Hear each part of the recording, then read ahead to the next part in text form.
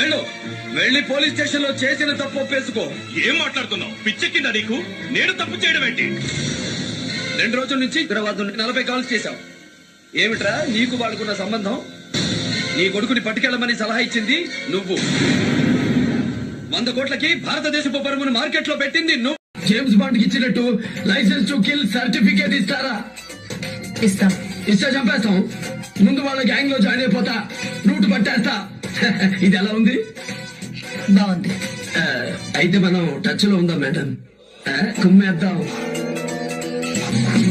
మా ఏరియాకొచ్చి మమ్మల్ని కొడతావురా? ఊరు మారుద్ది, తినే ఫుడ్ మారుద్ది, పడుకునే బెడ్ మారుద్ది.